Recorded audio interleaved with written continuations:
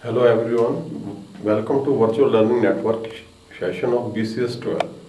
In this session, we are going to discuss how to find the cofactors of the determinants and then the properties of the determinants. Let us start.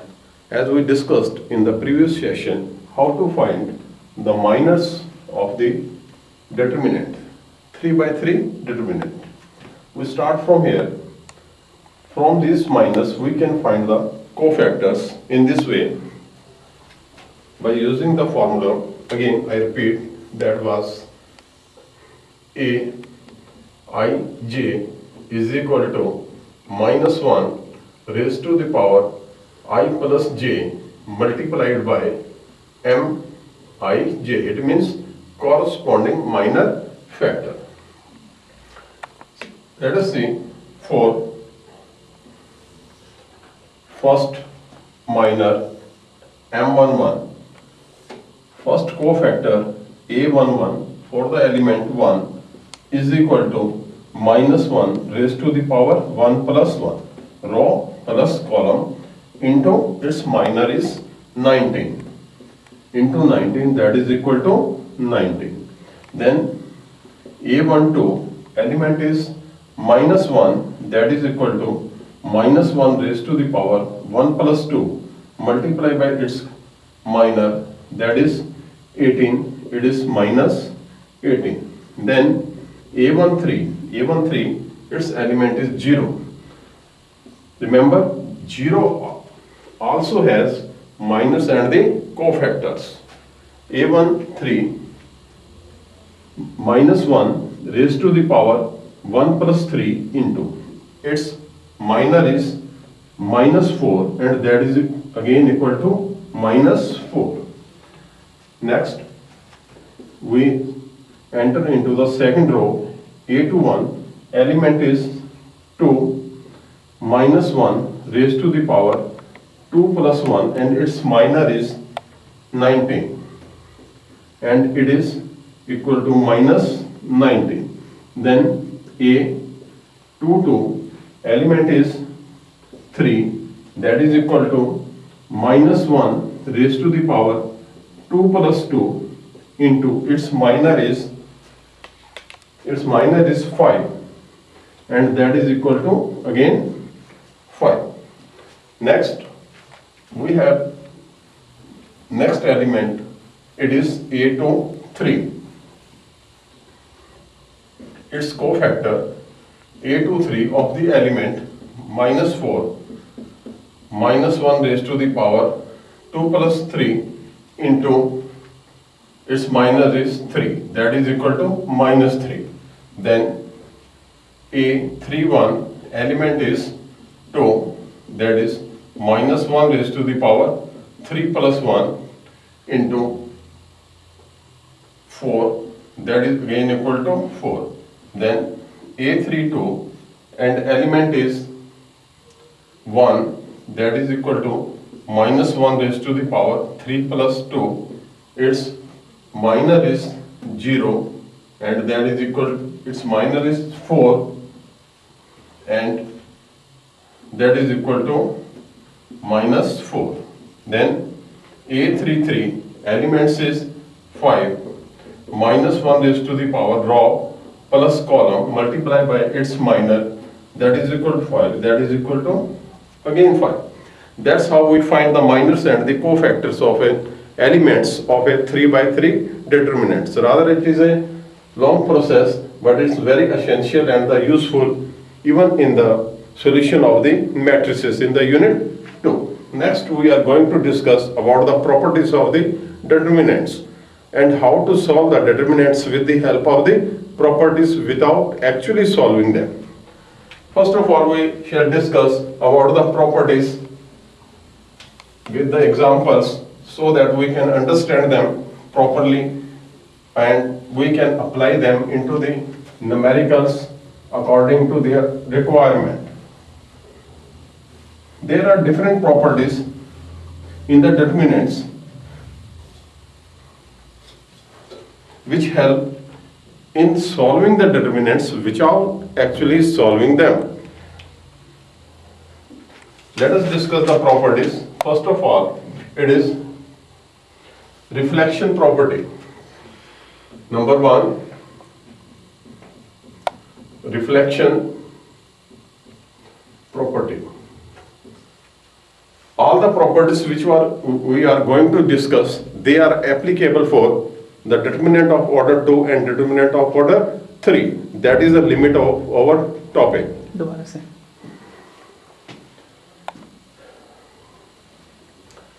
Now, let us start discussing the properties of the determinant.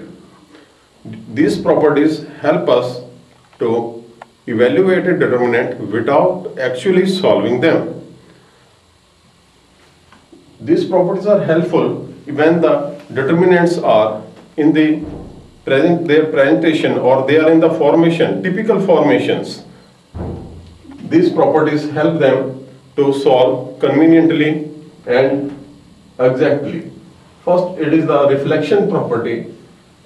All these properties are applicable for a determinant of order 2 and determinant of order 3. It is the limit of our topic. We shall not discuss the determinants more than the order 3. Reflection property says, if there is a determinant and we change rows into the columns and the columns into the rows, there is no difference in the result of a determinant. Let us see an example. Say delta, say it is 1, 2, 3, minus 2. If we solve it, it is minus 2, minus 6, that is equal to minus 8. Reflection property says, change rows into the columns. 1, 2, 3, minus 2. Let us see, again it is minus 2, minus 6, and again result is same. It is reflection property says, if we interchange rows and the columns, there is no change in the result of a determinant. And the second property is all zero property. All zero property. These properties, as I explained, applicable for determinant of order 2 as well as determinant of order 3. This property says, if any determinant has all the zero elements in a row or a column, then its result we can say is always 0. Let us see, it is 1, 2, 3, 0, 0, 0, minus 1, 2 and 5. All the elements in the second column are 0, its result will be 0. We do not need to evaluate it. This property says its result will be always 0. Similarly, if there are all the zeros in any row or in any column, again the result is 0. It is called the all zero properties. Then proportional property. It is third one. Proportional property. This property says, if in any determinant 2 rows or 2 columns, they are equal. 2 row or 2 columns, they are equal. Say 1, 2, 3, minus 2, 4, 6, 1, 2, 3.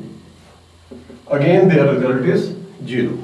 Here first row and third row are equal. We need not to calculate or evaluate this determinant. The property says its result is 0. Similarly, if any 2 columns are equal, again their result is 0. That is a proportional property. Number 4, switching property.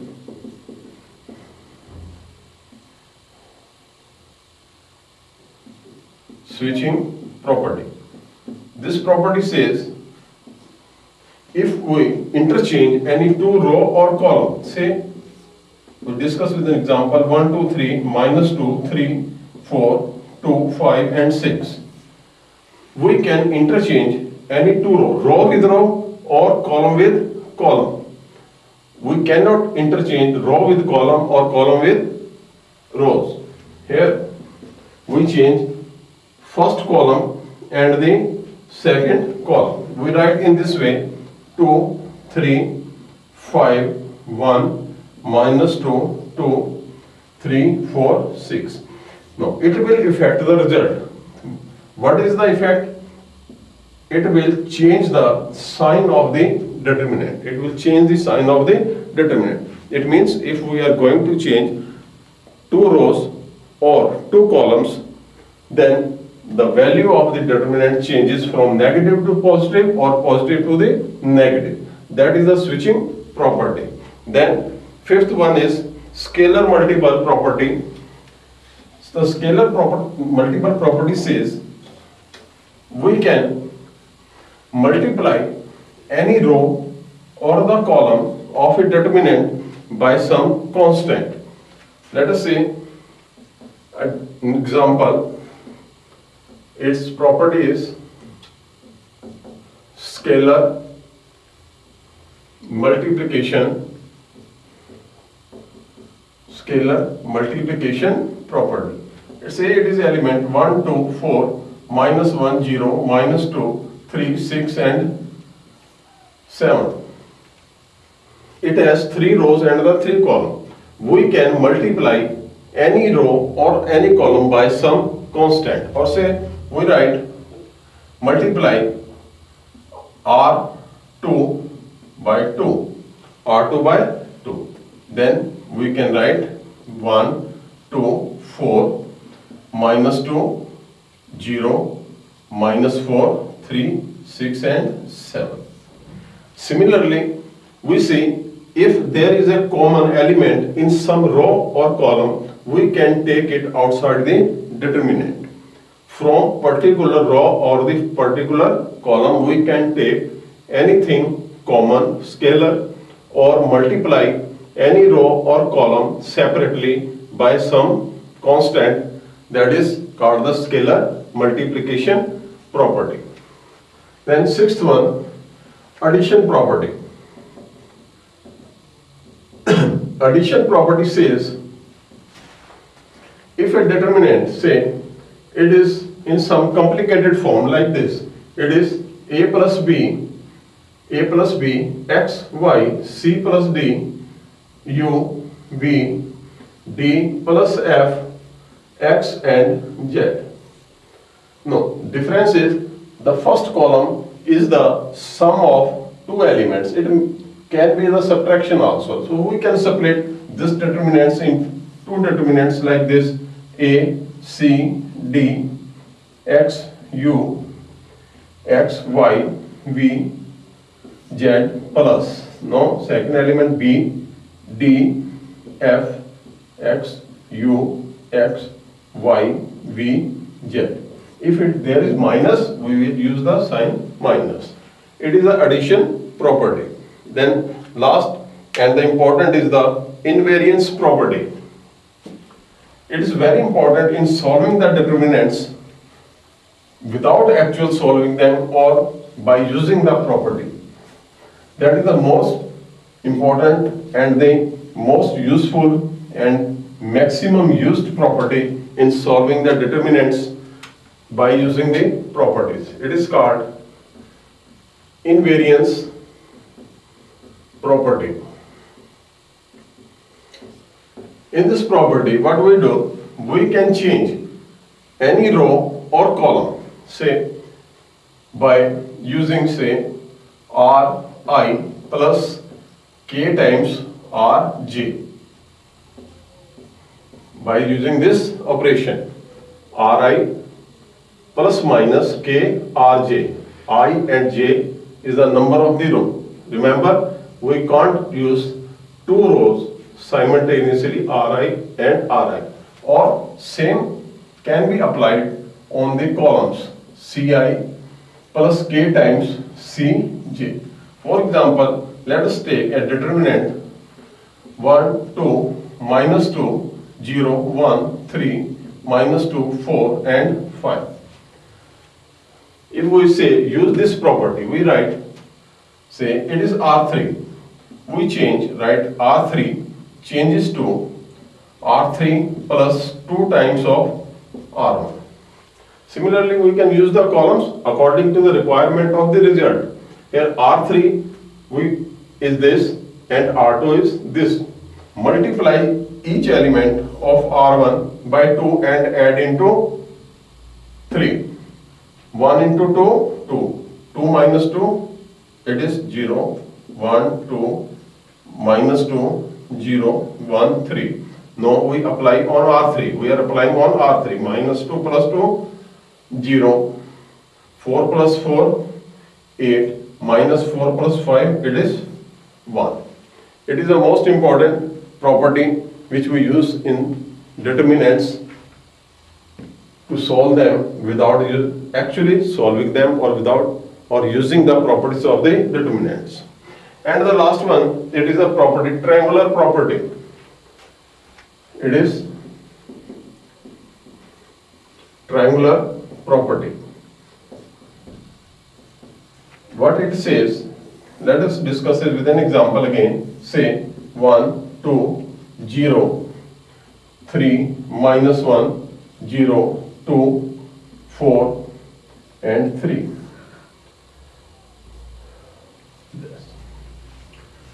It is a particular determinant. Let us see what is the particularity. These elements, we know they are called the diagonal elements. Diagonal elements of a determinant. We see all the elements above this determinant, they are 0, 0. If it is so, then its result is always multiply all the elements of the diagonal. It means 1 into minus 1 into 3. That is equal to minus 3.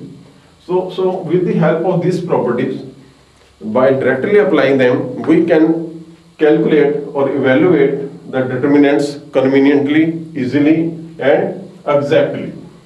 Now we shall discuss the examples based on the properties of the determinants. Mostly these properties are applicable when the determinants are not in the form of the numbers. There are some other variables or constants in place of these natural numbers or integers. So we can say, now start with some example. Let us take an example, say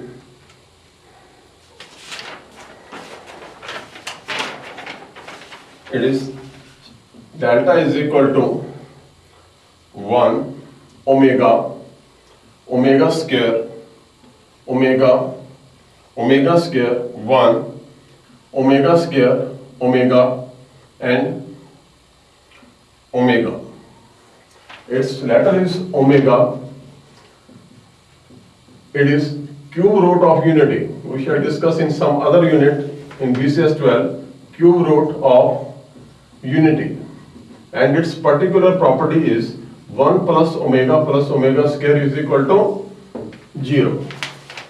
The numerical is solve these determinants by using the properties. Our main objective when we are going to solve such numericals which are not an integers, our main objective is that we follow the properties we discussed previously. Or maximum we create zeros in certain rows or the columns. Here we can use the property, say R1 changes to R1 plus R2 plus R3. Then it will become 1 plus omega square, 1 plus omega square, 1 plus omega square. Remainings are same, omega square 1, omega square omega.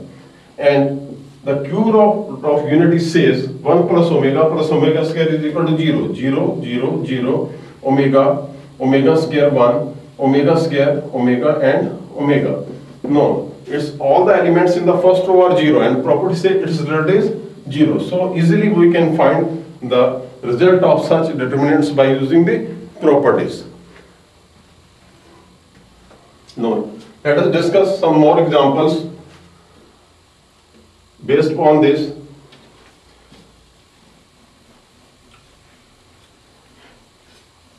And the basic algebra is very important. The basic rules of the algebra, they must always in the mind when we solve such problems. Let us discuss this example. Delta is equal to 1a square 1b b square 1c c square. Or its formation is prove that or show that. Prove this is equal to b minus a into c minus a into c minus b. We have to prove this result. It's example number 5 from first unit and it is page 12. We have to solve it without actually solving it, or we can say without or using the properties. In such numericals, our main stress is first of all create either 1 in some column or in some row, and second objective is create maximum 0 in some row or the column. If we create all 3 0, result will be 0, then it is irrelevant. So maximum 0 which we can create, they are the 2 zeros. It is simple. 1 minus 1, 0, 1 minus 1, 0. Here we use the property. Say R2 changes to R2 minus R1. Similarly, R3 changes to R3 minus R1.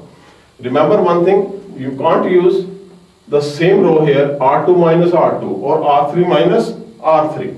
If we apply this property, then determinant changes into the 1a square 0. Say R2 minus R1, 1 minus 1, 0. It's b minus a and it is b square minus a square. Then R3, 1 minus 1, 0, c minus a and c square minus a square. It is a requirement of the property. Now, further to solve it, we require the basic algebra. We apply here, that is delta is equal to 1a square 0 b minus a into b plus a. A square minus b square is equal to a plus b into a minus b. 0 c minus a into c plus a. It's very necessary to use the algebra in the determinants. If we expand the determinants at this stage, it will rather give the answer, but the calculation will be lengthy and they can create the error. So it is better apply the basic algebra within the determinants, take all the things common and then evaluate it. Now we see from the second row we can take common b minus a, and from third row we can take common c minus a. It has the scalar multiplication property. Then delta is equal to b minus a into c minus a. And the remaining is 1a square 0 1 b plus a 0 1 c plus a. Now its determinant is in simple form, and the quantities which we take common, we see these are the part of the answer. Now we can expand, say expand delta along R1. It means simply solve this or evaluate this determinant. Delta is equal to b minus a into c minus a. Then solving this like 1 1 1 b plus a c plus a. So it's better we solve it along c1 because c1 contains 2 0. If we expand along this, its result will be 0. Similarly, its result will be 0. It means these properties, they help us to reduce the calculation. These 2 zeros in the determinant has reduced this calculation to the 0. So we can expand it b minus a into c minus a, then c plus a minus b plus a. That is equal to b minus a into c minus a, c plus a minus b minus a. It's a cancel. That is b minus a into c minus a into c minus b, and that is equal to right hand side. That is the answer. So we can see with the help of the properties we can evaluate a determinant very easily and conveniently and with the exact solution. So these properties help in solving such problems by using the basic algebra.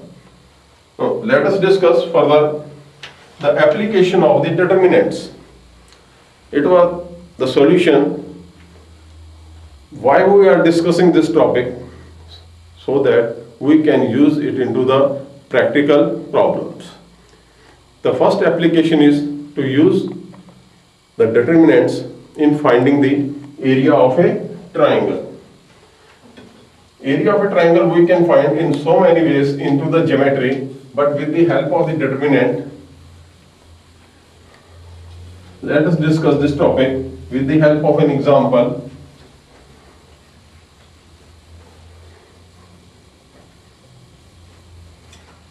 Area of a triangle.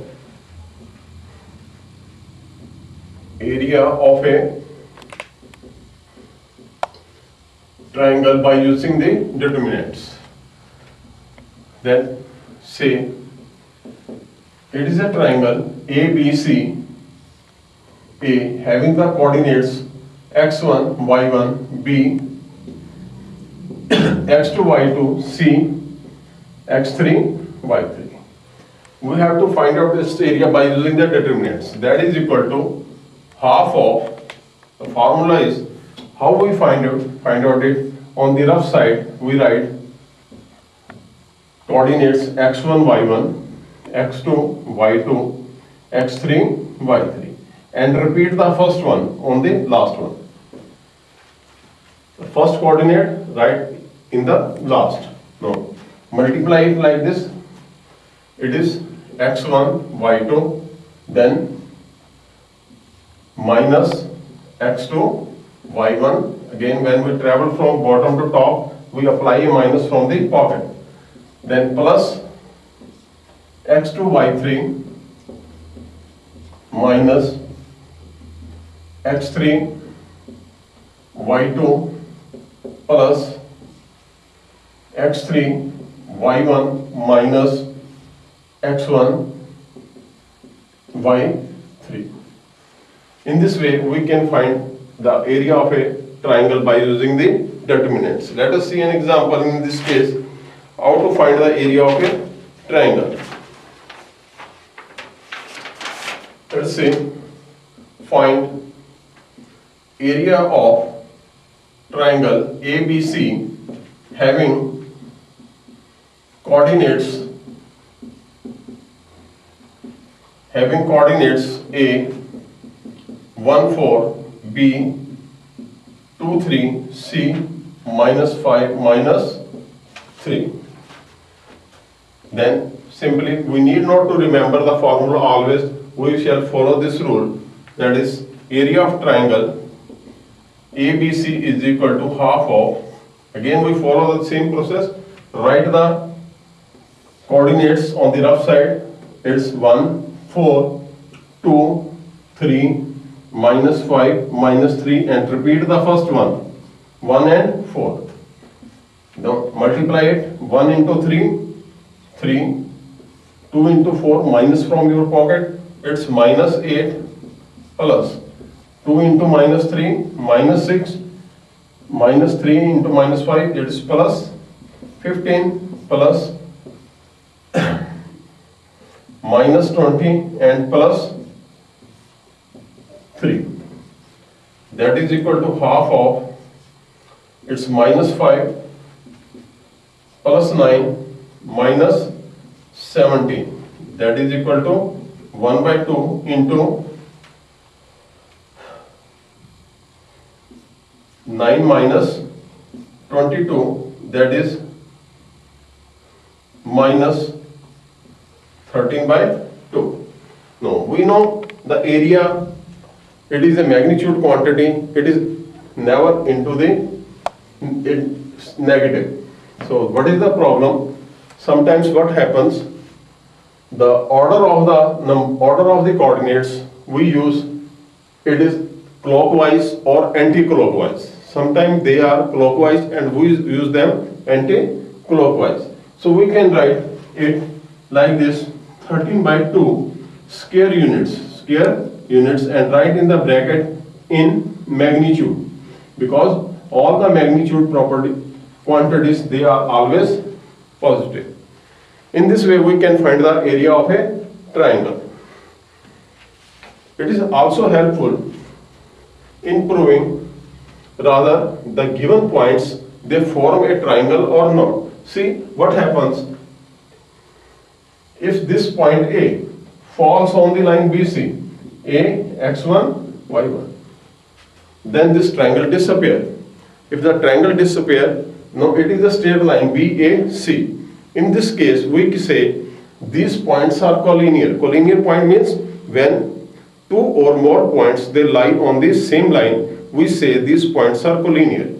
Now, with the help of this concept, we can check whether the given points are collinear or not. Simply, here, if the answer is 0, it means these points, they do not construct a triangle.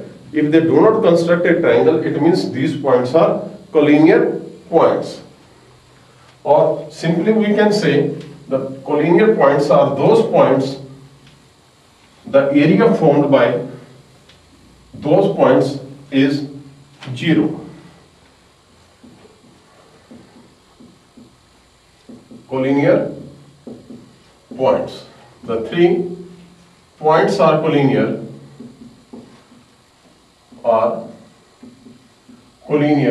if area of triangle formed by them, it means area of triangle formed by these coordinates is equal to 0. Let us explain it with the help of an example, that is, say, show that